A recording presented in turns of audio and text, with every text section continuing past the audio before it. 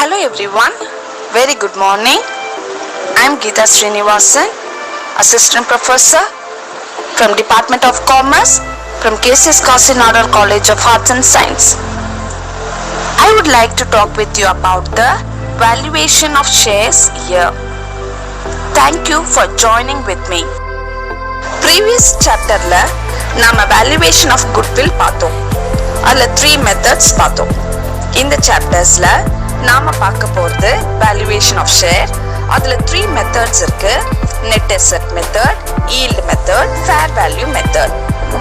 இந்த net asset method instant value method னோ frequent-ஆ அழைப்பாங்க. So அதுக்கு actually நிறைய names இருக்கு. என்னெல்லாம் பார்க்கலாமா? net banking method, real value method, asset basis method, breakup value method. இந்த மாதிரி எப்படி வேணாலும் net asset method அழைக்கலாம்.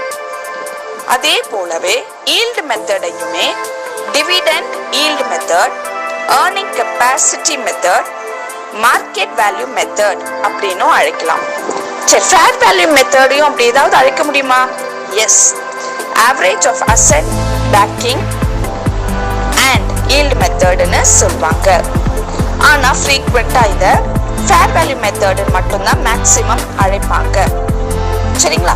சரி, what is valuation of share? நாம சில நேரத்துல ஷேர் வாங்குவோம்.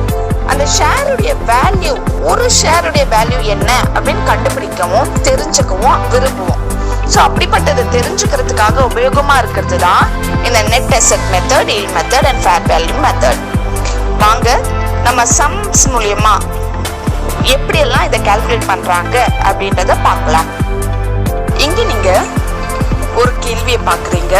இதுல நம்ம கண்டுபிடிக்க வேண்டியது instant value method அப்படின்ட்டு find the instant value of each shares கொடுத்திருக்காங்க. ஸோ என்னெல்லாம் கொடுத்திருக்காங்க கேள்வியில முதல்ல பாருங்க. liability side, asset side கொடுத்திருக்காங்க. அதுக்கு கீழே பார்த்தீங்கன்னா 5 years உடைய ப்ராஃபிட் அது போல கொடுத்திருக்காங்க. Next the market value of investment அப்படின்ட்டு 3,30,000 கொடுத்திருக்காங்க. Next goodwill is to be valued at 3 years purchase. கவனமா பார்த்துக்கோங்க, 3 years purchase ஞாபகம் வச்சுக்கணும். of the average annual profit for the last 5 years. ஃபைனலா தான் அவங்க என்ன சொல்றாங்க? find the instant value of the shares ன்னு சொல்றாங்க. சரி, பார்க்கலாமா? சொல்யூஷன் பார்க்கலாமா? நம்ம முதல்ல எடுத்ததுமே நீங்க என்னுடைய ப்ரீவியஸ் பிரசன்டேஷன் எல்லாம் பார்த்துருப்பீங்கன்னா ஆவரேஜ் ப்ராஃபிட்டை கண்டுபிடிக்கிறது உங்களுக்கு ரொம்ப சுலபமா இருக்கும். ஒண்ணுமே இல்லை, 5 years உடைய ப்ராஃபிட்டையும் ஆட் பண்ணிக்கிறாங்க. டோட்டல் ப்ராஃபிட் ஃபார் 5 years இங்க கொடுத்துருக்காங்க இல்லையா, இன்ஃபர்மேஷன்ல கொடுத்துருக்காங்க இல்லையா, இந்த 30,000, 70,000, 50,000, 55,000, 95,000. ஸோ இது எல்லாத்தையும் ஆட் பண்ணோம்னா நமக்கு 3 lakhs கிடைக்குது. ஸோ இந்த 3 lakhs divided by the 5 years. என்னது 5 years? 5 yearsனா 5 years ப்ராஃபிட் இருந்துச்சு இல்லையா, அந்த 5 years ப்ராஃபிட்டால தான் நம்ம டிவைட் பண்றோம். ஸோ நமக்கு கிடைக்கிறது 60,000 கிடைக்குது. ஸோ இந்த 60,000 வச்சு நாம இப்போ குட்வில்ல கண்டுபிடிக்கணும். சரிங்களா? ஸோ குட்வில்னா என்னது? Profit, average profit into number of years purchase. ஞாபகம் இருக்கா? நான் 3 years ஞாபகம் வச்சுக்கோங்கன்னு சொன்னேனே, அதுதான் இந்த 60,000 average profit into 3 years purchasing year. So multiply பண்ணீங்கன்னா you will be getting 1,80,000. So ஞாபகமா இந்த 1,80,000 கொஞ்சம் கவனமா பார்த்துக்கணும். ஏன் அப்படி சொல்றேன் அப்படின்னா, இங்க பாருங்க, calculation of instant value of shares ன்னு ஒரு ஹெட்டிங் இருக்கு. அப்படின்னா net asset minus liability தான் நீங்க கண்டுபிடிக்க போற solution. So net asset, calculation of net assetங்கிற பக்கத்துல goodwill ன்னு ஒன்று கொடுத்துருக்கான். இங்க கேள்விலையும் ஒரு குட்வில் இருக்கு, நீங்க கண்டுபிடிச்சதும் ஒரு குட்வில் இருக்கு. அதாவது கேள்வியில அசெட் சைட்ல 1,65,000 அப்படின்னு ஒண்ணு கொடுத்திருக்கான். ஆனா நீங்க ஃபைனலா கண்டுபிடிச்சது 1,80,000. சோ ஞாபகம் வச்சுக்கோங்க, இப்ப ரெண்டுத்துல நாம என்ன குட்வில் கண்டுபிடிச்சோமோ அதை தான் நம்ம எடுத்துக்கணும். சோ நெட் அசெட் கால்குலேஷனுக்கு குட்வில் 1,80,000 எடுத்திருக்காங்க. அதுக்கப்புறமா அசெட் சைட்ல இருக்கிற இன்வெஸ்ட்மெண்ட் என்னது? இன்வெஸ்ட்மெண்ட் எப்படி கவனமா பாக்குறீங்களா? கேள்வியில 1,25,000 அப்படின்னு கொடுத்துருக்கான். ஆனா இன்ஃபர்மேஷன்ல கொடுத்துருக்கான்ல the market value of investment அங்க பாத்தீங்கன்னா 3,30,000 தான் கொடுத்துருக்கான். சோ நம்ம எடுக்கும் பொழுது இன்வெஸ்ட்மெண்ட்னு எழுதி இந்த இன்ஃபர்மேஷன்ல கொடுத்த 3,30,000 தான் நம்ம எடுக்க போறோம். சரிங்களா? ஆனா ஸ்டாக்க பத்தியோ டெட்டாஸ பத்தியோ கேஷ பத்தியோ எந்த விதமான டீடைல்ஸும் கிடையாது. அதனால நம்ம இந்த ஸ்டாக் டெட்டாஸ் கேஷ் அசெட் சைடுல கொடுத்தது அதே அமௌண்ட்டை எடுத்து எழுதிக்கிறோம். சோ நெட் அசெட் கண்டுபிடிக்கணும்னா நம்ம அசெட்ஸ் எல்லாம் எழுதியாச்சு. இப்போ எவ்வளவு வந்திருக்கு நமக்கு? 16,20,000 வந்திருக்கு. சரி, அதுல இருந்து liabilities லெஸ் பண்ண போறோம். இங்கேயும் நீங்க ரொம்ப கவனமா இருக்கணும். liabilities எல்லா liabilitiesம் எடுத்து எழுதிடக்கூடாது. லாங் டேர்ம்ஸ் எல்லாம் எடுக்க கூடாது. கரண்ட் liabilities மட்டும் தான் நம்ம எடுக்கணும். ஆனா debentures நம்ம எடுப்போம். So debenture 4,50,000, sundry debtors 1,50,000, women's saving banks 3 lakhs. இது மூணுத்தையும் 9 lakh வருது.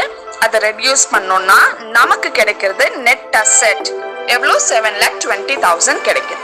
ஓகே, ஸோ ஃபைனலா இங்க நான் எழுதியிருக்கேன் பாருங்க, இன்ஸ்ட்ரிங் வேல்யூ ஆஃப் ஈச் ஷேர்னுட்டு. அதோடைய ஃபார்முலா என்ன தெரியுமா? Net asset divided by number of equity share. இப்படி நம்ம கால்குலேட் பண்ணாதான் நமக்கு ஒரு ஷேருடைய வேல்யூ என்ன அப்படின்னு கண்டுபிடிக்க முடியும். ஸோ நமக்கு எவ்வளோ அமௌண்ட் நெட் அசெட் கிடைச்சது? 7,20,000 கிடைச்சது.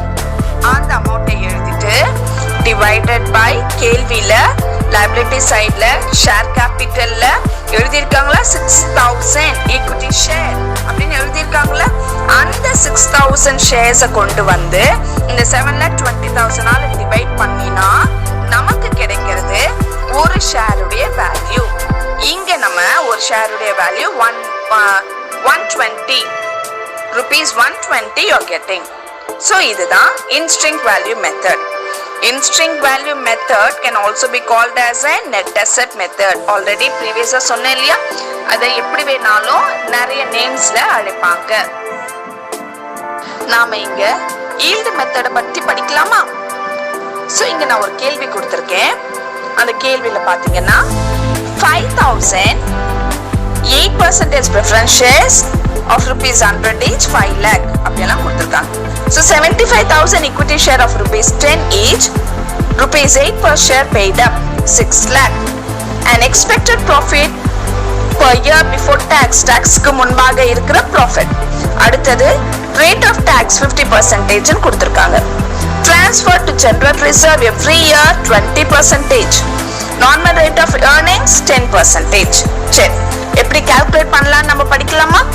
முதல்ல எடுத்ததுமே profit available for equity dividend, அதாவது இந்த செலவுகள் எல்லாம் இந்த மெத்தட்ல நீங்க அதிகப்படியா எந்த கால்குலேஷன்ஸும் பண்ண வேண்டாம். நீங்க வெறுமனே எல்லாத்தையும் ரெடியூஸ் பண்ணிக்கிட்டு தான் வர போறீங்க. ஸோ முதல்ல நமக்கு கிடைச்சிருக்க ப்ராஃபிட் எவ்வளவு? எக்ஸ்பெக்டட் ப்ராஃபிட் அப்படின்ட்டு 2,80,000 கொடுத்துருக்கான். அடுத்த ஸ்டெப் ரெடியூஸ் தான் பண்ண போறீங்க. என்ன பண்ண போறீங்க? டாக்ஸை ரெடியூஸ் பண்ண போறீங்க. எவ்வளவு? 50%. அப்ப 2,80,000 into 50%, 1,40,000.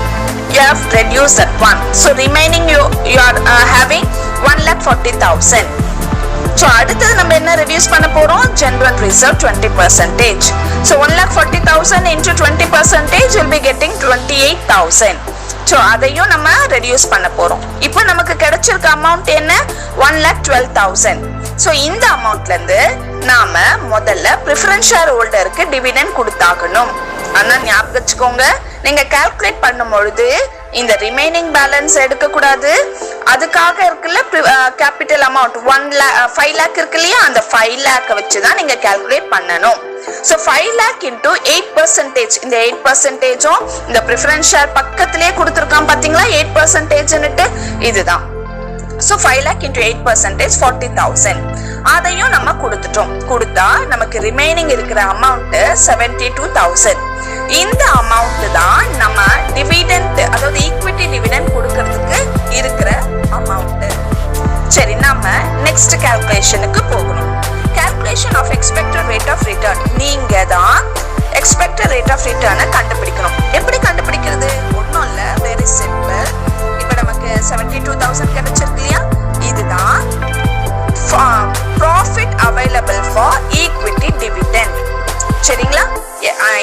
டிவிடெண்ட் கிடைக்கிறதுக்காக நமக்கு இருக்கிற ப்ராஃபிட். ஸோ 72,000 ரூபாய் divided by equity capital. Equity capital என்ன? 6 லட்சம் கொடுத்துருக்காங்களா, அந்த 6 லட்சம் நமக்கு என்னைக்குமே பர்சன்டேஜ் வேணும்னா நாம இன்டு 100 மல்டிப்ளை பண்ணுவோம். அதே தான் நீங்க இங்க பாக்குறீங்க. 72,000 divided by 6 lakh into 100. So you are getting 12%. சரி, இப்போ இந்த 12% வச்சுதான் நாம ஒரு ஷேருடைய வேல்யூ எப்படி எவ்வளவு கொடுக்கணும் அப்படிங்கறத கால்குலேட் பண்ண முடியும். நெக்ஸ்ட் ஸ்டெப் என்ன? calculation of value of the equity share. Yield value per share is equal to expected rate of return divided by normal rate of return. Expected na என்னது? இப்போ நீங்க கண்டுபிடிச்சீங்களே 12%, அதுதான் expected rate of return. அதையும் கேள்வியில பாத்தீங்களா கடைசியா ஒண்ணு கொடுத்திருக்கான், normal rate of return 10%. அந்த 10% நீங்க இங்க கொண்டு வரீங்க. So 12% divided by 10% into what is the paid up amount? 8 rupees. So into 8 போட்டீங்கன்னா you are getting 9 rupees 60 paisa. சரிங்களா? So இந்த amount தான் value of per share, yield value per share அப்படிங்கிறது. சரிங்களா? உங்களுக்கு புரிஞ்சுதா? ஒருவேளை புரியலன்னா நீங்க ரிப்பீட்டடா இதை திரும்பவும் பார்த்தீங்கன்னா கட்டாயமா உங்களுக்கு புரியும். ரொம்ப ஈஸியான மெத்தட். வேற பெரிய எந்த கால்குலேஷன்ஸும் இதுல இருக்காது. நீங்க ஜஸ்ட் இருக்க ப்ராஃபிட்ல இருந்து ஸ்டெப் பை ஸ்டெப்பா அமௌண்ட்டை ரெடியூஸ் பண்ணிக்கிட்டே தான் வரீங்க. அவ்வளவுதான். ஸ்டூடெண்ட்ஸ், இப்போ நம்ம அடுத்த கொஸ்டின்ஸ் பார்க்கலாமா?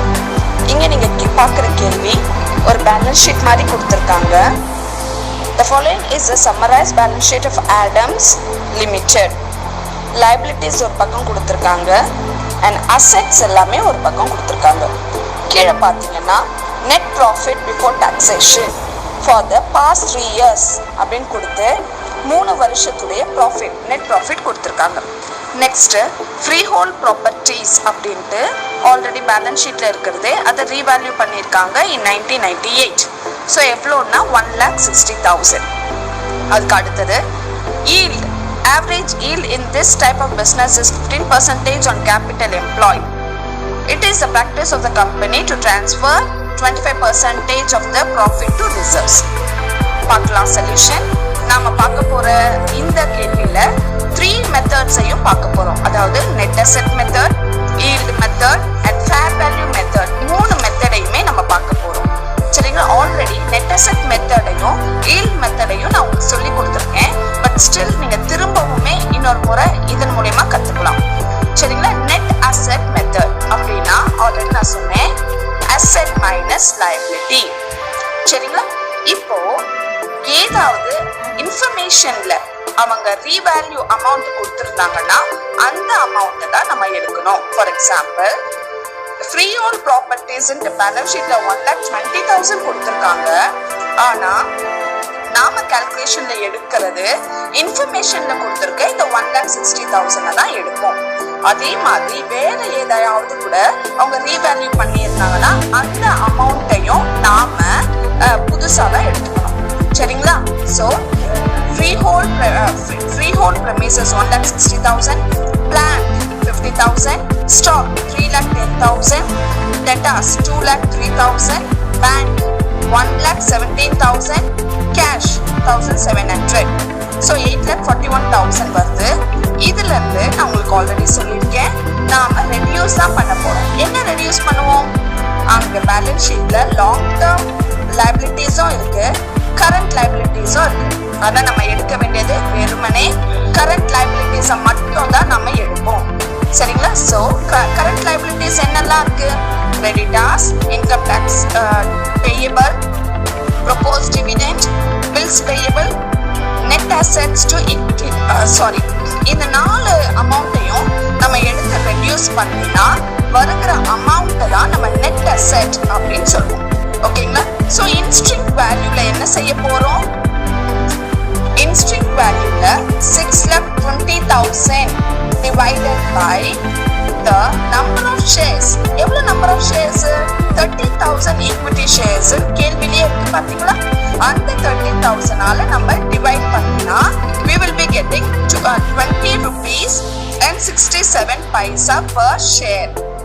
Okay, now we will go to the yield method. நான் உங்களுக்கு weight average மெத்தடையும் உங்களுக்கு கற்றுக் கொடுத்துருக்கேன். எப்படின்னா ஒருவேளை வெயிட்டட் ஆவரேஜ் மெத்தட் அவங்க கேட்டிருந்தாங்கன்னா அந்த வெயிட்டடுடைய நம்பர்ஸ் எல்லாம் எழுதி அதோடைய டோட்டலை தான் ரொம்ப இம்பார்ட்டண்டாக கவனமாக பார்க்கணும். ஓகேங்களா?